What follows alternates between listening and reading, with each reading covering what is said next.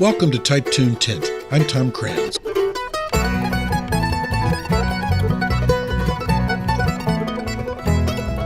Bluegrass music represents the heart and soul of America, with a rich history that's alive and well across the land. For more than 20 years, Nu-Blu has been spreading the word from state to state and across the Atlantic. And for founders Carolyn and Daniel Routh, their commitment has grown beyond the music to preserving two iconic businesses in their hometown of Siler City, North Carolina. It's all about a musical message of preserving history, family, and that small town feel.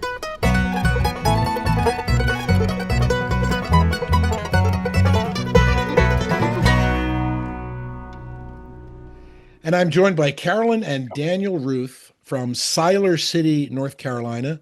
I've only been to North Carolina, as I was telling Caroline, for two other reasons, neither one of them particularly upbeat reasons.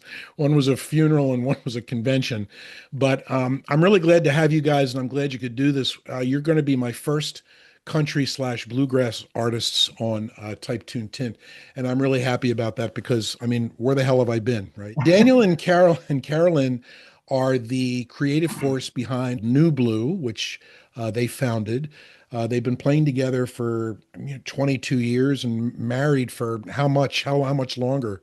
Daniel. We're in 19 now. So you started performing together and then you got married. Yes. Great. Yeah. And so you spent basically 20 years living together and performing together. How's that been going?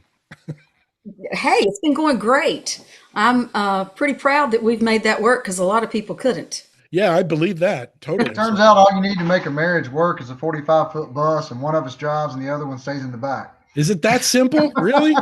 It's that simple. Wow, I love that. So we're here on the occasion of we're going to talk about your latest album. You have 7 studio albums, right?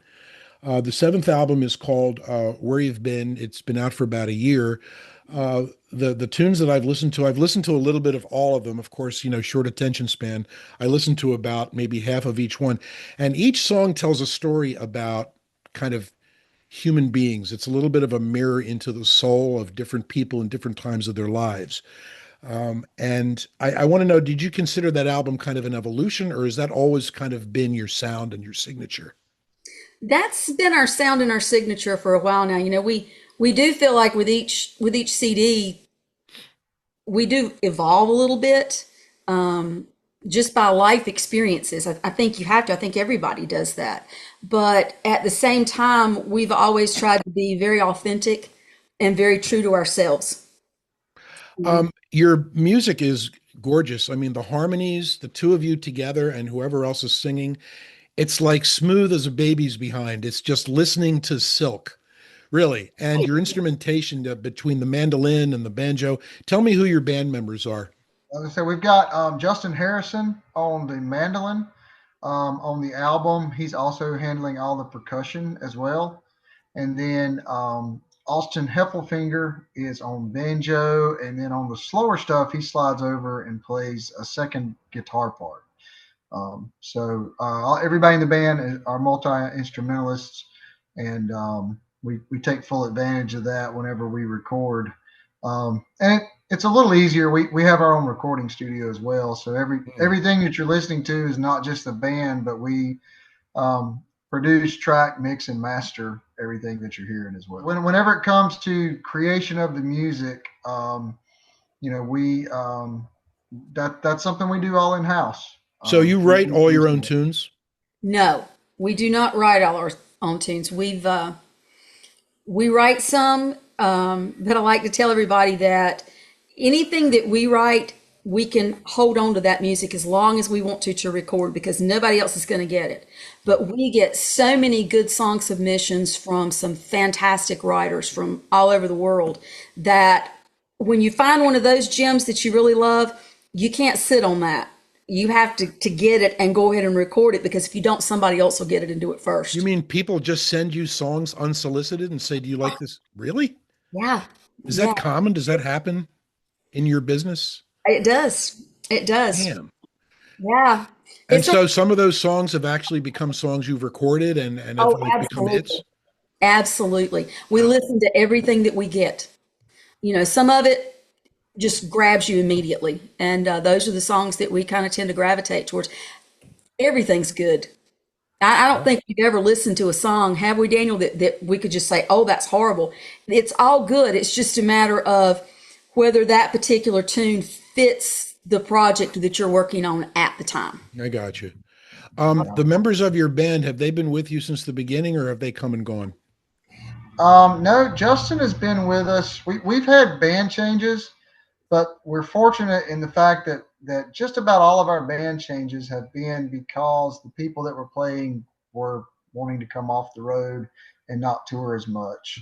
But Justin has been with us for 8 years, and Austin has been with us a little over 6 years now. Okay.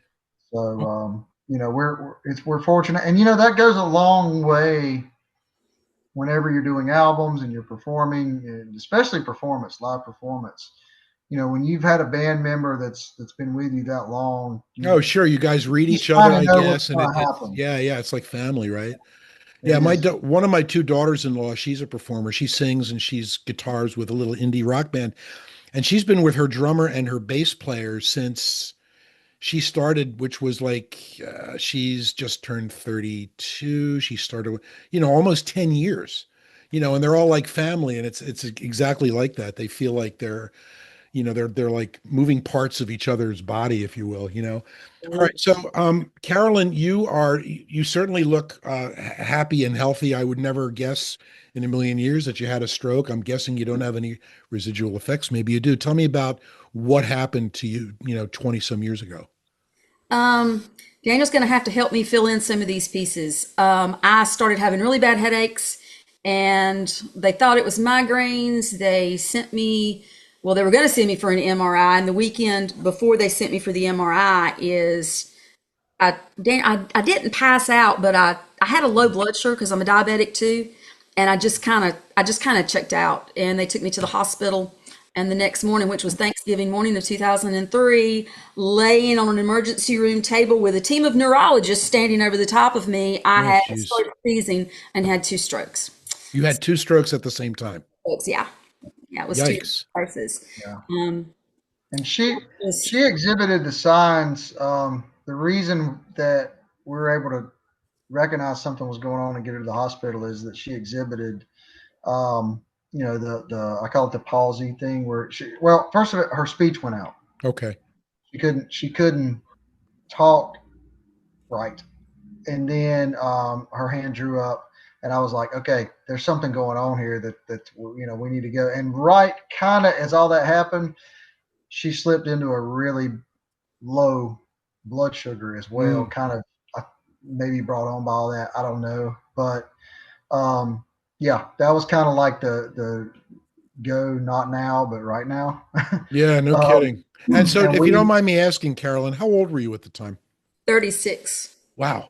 So, you don't think of strokes happening to young people like that. What was your recovery like and how long did that take? And I mean, were you mobile? You had to relearn stuff or what? I lost my right side and my speech. Hmm. My speech came back first. Okay. And then they had me up and walking before they released me from the hospital, but it was what I call the shuffle. Sure. And then my writing and everything with my right hand is what took the most time to recover from. Hmm. I had to will my hand, like even now when I write, like if I'm going to sign an autograph, I have to will my hand to do that. I have to like think about every stroke of the pen. So you still have some lingering effects. Yeah, I mean it's not a lot, and it's not Sure. anything that's debilitating. That most people would never know it Hmm. unless I told you. Most people would never realize that there was anything going on there. It's just those little small things every now and then that kind of catch you. Um, I was in the hospital, I think about a week, Daniel. Isn't that right? Yeah, it After was it was it was close to a week, and they told us, they came in initially and they said, well, they said, this is going to be a long road to recovery. They said, things like, buttoning your clothes, fine motor skills, brushing your teeth, all those things. They said, that's going to take a while. That's going to be 6 months before Hmm. she can do that stuff. Um, and Carolyn was like, no. she's like, I'll do that before I leave here. And the Yeah. doctors, they kind of giving me a look. I'm like, no, y'all don't understand. That's how she is, and that's what's going to happen. And she did. She dressed herself before she left the hospital. She brushed her teeth. She buttoned up her shirt. She did all that before she left the hospital, just because she was that determined. And then, she went through the recovery, had to learn to write. Basically, the next year was learning to write, make sure she had stable balance, doing all the fine motor skills, Hmm. and that led to playing bass. She didn't play bass before her strokes. Yeah. So That tell me, was how the did that normal start? thing. That just came to you, or did somebody suggest it? Well, Daniel did actually. He's the one that taught me how to play bass, Hmm. and it's frustrating at first. Anytime I think you learn a new musical instrument, even as much as you want to learn it, it can still be very frustrating, very Hmm. challenging. And for me, it was a little more so because I had to learn to make my hand move, but I also had to remember things on a different level than I was having to remember because this was all foreign concept to me. Hmm. Charting things out and being able to read those charts and start learning how to play. And with bluegrass, you don't play from music, written out Right. like a lot of musical forms do. It's all memory. And even now, that's another one of those things that's sort of a residual effect. I can play a song 1,001 times, every show for 1,000 shows straight, Yeah. and then I'll get to that 1,001st, and I just forget what I'm playing. I can't make my hand move, and it's really embarrassing sometimes. Well, the brain is an embarrassing thing. The brain will mess with you when you least expect it. So, did you learn to read music also? Like I musical notes and the staff and that whole thing? I took piano when I was very young, Okay. so I can't translate. I can't read the music and then play it all at the same time, but I can read music enough I to get got you. Sure. Yeah, well, but in that way, bluegrass sounds a lot like jazz. Jazz musicians, the best ones can read music, but they also never use it. They feel it, they hear it, they know what to do. And I'm by. sure I'm sure that's all right. It's a So now you play the bass and you're the bass player for the band, which is pretty awesome. I noticed that in the music videos of you guys playing, I've seen three different bass instruments. I've seen, a traditional electric bass, and then I see this funny little upright bass that's like this thin, but it's on the floor, and all you see is four strings on the neck there. And then I guess in the tune that we began, the bass is just a slightly bigger than a ukulele, right? Yep. What's up with that? Well, I started out playing the upright, Right. big long neck, and then I started playing around with just an electric bass guitar, Hmm. like your rock and roll basses. And I've still got several of those. I switched to playing the U bass, which is the ukulele bass. That's what it's actually a thing. It The U is a bass. thing. No kidding. It's made by Kala, and it's a ukulele bass. It's called a U bass. But the tone is deep enough. I mean, it's bass. It Yeah. sounds like a bass. Isn't it crazy? Most people, Yeah, where's that sound coming from? exactly. They're awesome instruments, but I have a separated shoulder. And so it became increasingly difficult for me to hold my arm up Oh, for makes the sense. bow to play. So Yeah, that's yeah. why I started playing that little U bass because I'm getting this great tone out of it. But it's small, it's lightweight, it's easy to hold, it's easy to travel with. Well, and it sounds like a bass. That's the most important thing, right? And it's a lot of fun to play. All right. So we talked a little bit about, I got to hear more about the hardware store. That just kills me. Did you guys at any point, like when you were beginning, for example, did you have day jobs and you had to just kind of make time to do the music? Yeah, I mean, I think that's the big thing. We go around and we do get asked to do a lot of seminars and stuff like that, or just talking to a lot of young musicians, and they go, "Gosh, when do you know? How do you know when it's the right time? How do you go full time?" I'm like, "Well, the right time to go full time as a musician is when you have enough gigs to pay your bills." Hmm.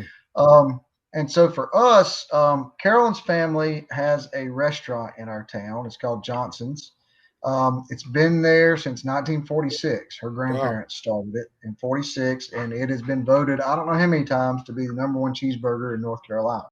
I've got I came out of a background in retail, and she and I were both working at the restaurant um, whenever Nu-Blu made the transition from a part-time weekend band where you're basically working all week and working third shift on weekend playing gigs like there's so many musicians doing. We paid our dues doing that.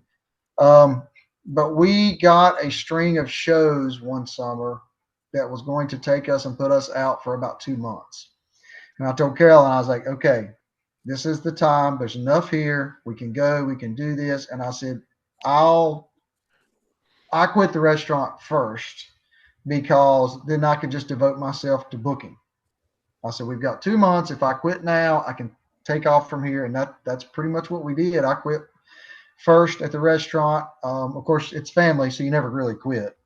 But I stepped away and they hired somebody to replace me. And then as it became more where Carolyn could step away, the kids were old enough to start stepping in. The oldest boy Tristan stepped in and kind of took her place because of course at that time her dad was still alive and he was still up there, helping run everything. So it kind of became a nice stair step Yeah, transition it out sounds of like the it was a restaurant gradual world. thing. It You didn't is, just yeah, it wake up was. one day and yeah, I got you. It happened. I mean, it all happened within about a year or a year, Okay. 18 months, I'd say. But, that's kind of how that whole thing happened. And then, from there, once I was able to book full time, that's what I was doing is I was booking shows and we were out playing. One summer we did 6 weeks, home for 2 days, 9 weeks, home for 3 days, and then Wow. back out for another 6 weeks. So we've put in our dues. We've spent more days in California than North Carolina Huh. some years Well, being you out talk on about tour. rags to riches stories. That's a classic. I mean, that's like you guys worked your butts off, and here you are today making a living playing music that you love and seeing the world. Carolyn told me earlier that you've been all over the world, really, to different countries, and you're all over the USA touring. That's don't get much better than that. So now tell me about why you thought you now, on top of everything else, you needed to buy a hardware store. Well, that bridges a little bit of a gap. So the hardware store here in town, as quick as I can sum this up, it was owned by a man named Dennis Sawyer. Him and his wife were really good friends of Carolyn's family. Um, Early on, as we started Nu-Blu and we were doing shows, they were big supporters of Nu-Blu. Every time we would do a show in town, Dennis would always come down and say, "Hey, I think we need an Ace Hardware banner up out on the highway with your show on it." And he would give me money to go have a banner made. And that was Yeah, advertising for him, but he was also supporting us. And he sure. did that I don't know how many times. And um, Dennis Sawyer and Carolyn's dad, Claxton, passed away within about 6 months of each other, a little over a year ago. And so we thought that the family was going to be able to just keep everything going with the hardware store. Turns out they weren't. And I literally just walked in one day. They were having a liquidation sale in the hardware store. And I walked in to buy some trash cans for the restaurant. Found out the whole story, found out we could buy. And, this is truly a full circle thing because it's not just a hardware store. This is the cultural center of our town. Hmm. We're literally right in the middle of town. We're right across from the post office. There's a lot of other businesses attached to our parking lot. So when it closed down, we lost a big piece of our community and a big piece of who we were as a town. Hmm. And so I can't tell you how many folks have come in and said, "Oh, we're so happy to have you guys back open." And what the cool thing is that it ties in with the restaurant. Hmm. That's a cultural part of town. This is a cultural part of town. And with the music that we do, we take that culture of Central North Carolina out to all the places that we go and play. So it was really cool for us to kind of have went out, toured, become successful enough to then be able to come back and have the money to be able to purchase the hardware store and save part of our town, really, That's pretty cool. So some of our identity. the hardware store is more than just a job and a business. This is Oh, a legacy. It's part of the town. It's part of, and I'm sure in a way it kind of speaks to your music as well. I'm going to play the title tune from Where You've Been in a second. This album, as I was speaking with Carolyn before we rolled, this album speaks to a lot of kind of human themes. It feels like it's a lot of introspection. There's some kind of a peek into the soul from the title tune. I was particularly struck by "When It Rains, She Pours." Is that about anybody special, or no, or yes? No. Um, for Not me, more about the It's writer, yeah, actually. basically it's Um, when it rains she pours. It's about a woman who's an alcoholic. When the bad shit happens, she it hit a story. I've been sober for 24 years, so anytime I see a theme like that, it makes my ears perk up. So I wondered about it, but this is not like autobiographical or anything like that. no, it was It we was got just a good theme for a tune. another one of those great songs that we got sent by another writer, and Is that right? yeah, Wow. absolutely. That's what I'm telling. We get so much great stuff from I'm every. amazed by that. I guess, where have I been? I had no idea. Okay. All right. So without any further ado, I'm going to play Where You've Been, and listen to the words, folks. It tells a nice story. And I'm going to use a little bit of the New York City video that you made a music video that is this song, but it's got some scenes of when you did a New York visit, whenever that was. Was it last year sometime? January. last Oh, January. January. Yeah, I could see that it was cold out there. So I'm going to intersperse that, but the tune is cool, folks. Where You've Been, which is the title tune from Nu-Blu's latest album, and then we'll be back with more with Carolyn and Daniel Routh.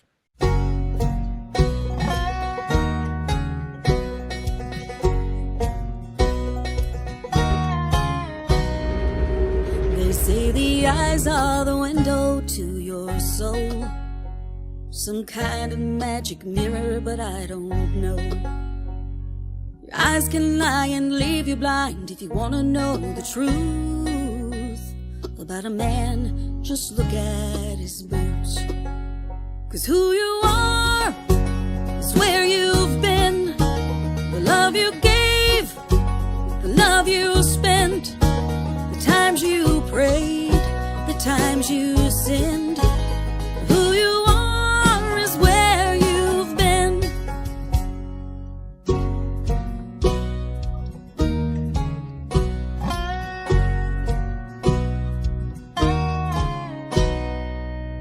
Well, it's the road you've run, the mountains that you've climbed, the I do's, I don'ts, the hellos and goodbyes. There are thumbtacks on a map, and as you're passing through, you think you're making tracks, but they're making you. 'Cause who you are is where you've been. The love you gave, the love you spent, the times you prayed, the times you sinned. Who you are is where you've been. When you're born, your mom and dad will teach you how to stand. Roots can raise a boy, but it's the miles that make a man. 'Cause who you are is where you've been. The love you gave, the love you spent, the times you prayed, the times you sinned. Who you are is where you've been.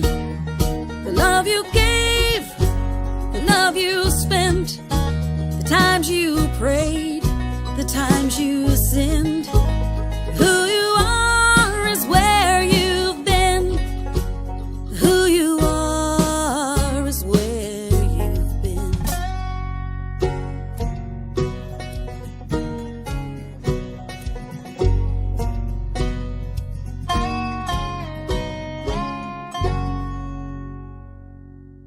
And we're back with Carolyn and Daniel Routh. That was Where You've Been, the title tune from their latest album, their seventh album. And this is the band is called Nu-Blu. They have a number of tunes that have charted on the Billboard. I guess it would be the country chart or the bluegrass. Is there a bluegrass chart? There Yeah, is. there is. And so Yeah, that's where we've had, your tunes ended up, right? yeah, we've had 5 albums that have been somewhere within the top 10 of the Billboard chart. Yeah, that's awesome. So over the whole period of time, over 20 years or whatever it's been. Well, that's great. I mean, somebody's not only listening but buying the stuff, which is, good, right? I mean, that's what it's about. Very encouraging. Yeah, yeah, absolutely. Hey, I'm an independent author, right? I write a lot of books that, I don't sell very many. I haven't been on the Today Show yet. And I love doing this podcast because I meet people like you, but I make this much money from this podcast. So good for you. You're doing it the right way. Um, the IBMA, which is coming up. It's a week-long convention, and like I said, the first part of the week, Tuesday, Wednesday, Thursday, that's kind of the business conference. So that is where the industry comes together for the year. There's lots of meetings between artists, between labels, DJs that are there. I mean, literally anybody who's anybody in the industry comes together the first part of that week, and you can get a lot of business done. And then we do there's a bunch of digital screens that go up that we actually place as part of our TV show. So we'll be doing all that. And then Thursday night, there's an award show that's kind of the CMA Awards for the bluegrass industry, if you will. Then there's an award show Thursday night. And then Friday and Saturday, there's a festival atmosphere that goes on. They have a 2-day festival. So it's kind of it's a unique thing. So because you've got the business conference, the award show, and the festival all wrapped into one week. And it's in Chattanooga this year, right? It's a move first year in Chattanooga, so we're excited about that. And yeah, so we just go and we hang out and we encourage people to come. So if you like bluegrass, Americana, or you like a good family friendly event where you can just go and hear music pretty much 24/7, come on out. All right. So before I forget, I want to first of all have you tell everybody where they can find you online, website, how do they buy your records, and tell me everything. This is the shameless self-promotion portion of our podcast. If you're in the music industry, you got to be great at that. Yeah, absolutely. We like to tell everybody, go to Nu-Blu.com. We keep it easy. nu-blu.com. That's our website. From there, you can link to all our socials. We're on all the, Facebook, Instagram, TikTok, you name it. We're all there. And the cool thing is that, while we have a team and we do have, publicist, record label, booking agent, all that stuff, when it comes to social, we are interactive with that. If you send us a message on social media, me or Carolyn's going to see it. And 9 times out of 10, it's actually us posting back, commenting, doing things like that. That's us. We're active. We like to tell everybody we like to be the user-friendly band, and we like to meet people. I think that's one of the most exciting things about this job for me is getting to meet all the people that I get to meet. Oh, and I'm sure you meet a ton when you're traveling around. Sure. Yeah. So just, we got a brand new website up. It's nu-blu.com, nu-blu.com. It's very nice. Our email list. Like I said, just redid that. And there's a really cool, there's a lot of stuff on there. Links to our music. You can buy all of our stuff. Our new album is out on vinyl. It's the first album we've done on vinyl. Oh, really? You can buy the vinyl there. So all your music's available through the website as well, correct? Yes. So we're going to wrap up with, I wanted to not let go of this recording that you guys did some years ago with Sam Moore. So when I first saw the label on this video, I said, okay, so they did something with this guy, Sam Moore. Of course, little did I know until I Googled him that he's Sam of Sam and Dave. Right. And you guys did this song called Jesus and Jones. Is this an original, or is this a song that somebody gave you, or what? It's an original written by Rick Tiger and Cherie Hefner. Okay. And, again, it's another one that we just got. It was sent to us. And at the time, it was not too long after George Jones had passed away that we got the song. And the song's a tribute to George. Okay. Gotcha. And, yeah, I mean, it paints George like George was. See. And we listened to it and we thought, this would really make a great duet, but we didn't know who to get. And then the publicist that we were working with at the time said, well, I know exactly who to get. And so he made a phone call. And next thing you know, we were in Arizona in the studio with Sam Moore, the original soul man himself. Yeah, man. And it's a great song. I mean, the harmonies are just... It's like you guys you should get married or something. It was like perfect harmonies. The two voices are so compatible and the song is compelling. And it's just such a shame that that poor Mr. Moore passed away this past January. But hey, Sam and Dave, Sam and Carolyn, hey, I love that. So we're going to end with that song, Jesus Jesus and Jones, featuring Sam Moore along with Nu-Blu. And Carolyn and Daniel, I really appreciate you guys joining me at the end of your day, especially the end of your new work, your new job at the hardware store. Daniel, God bless you. I wish you guys all the best at in Chattanooga in September, and I'll be listening. Thank you so much for having us. My pleasure. Thank you guys very much. Be well.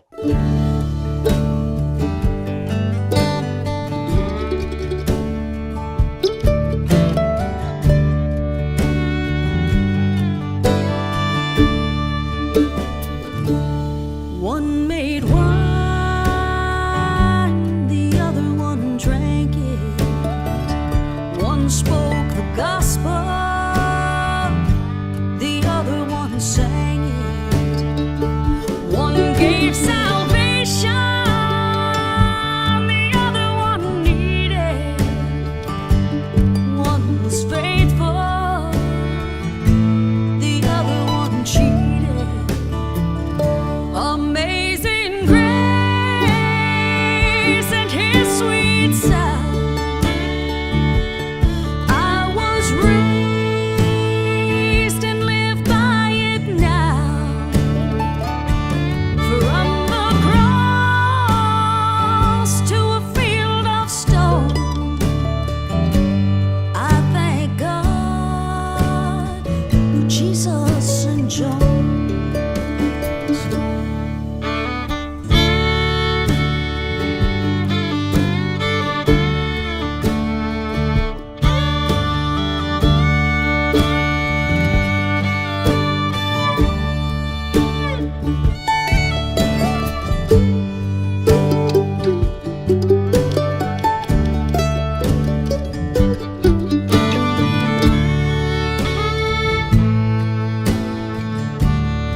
Listen, one healed hearts, the other one souls.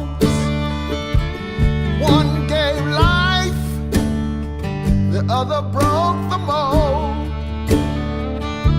But either one could bring you to your knees. We call one the apostle, or the other one the king. Amazing grace and his sweet sound. I was raised and live by it now. Oh, from the cross to a field of stone, I thank God for Jesus and Jones. From the cross to a field of stone, I thank God for Jesus and Jones.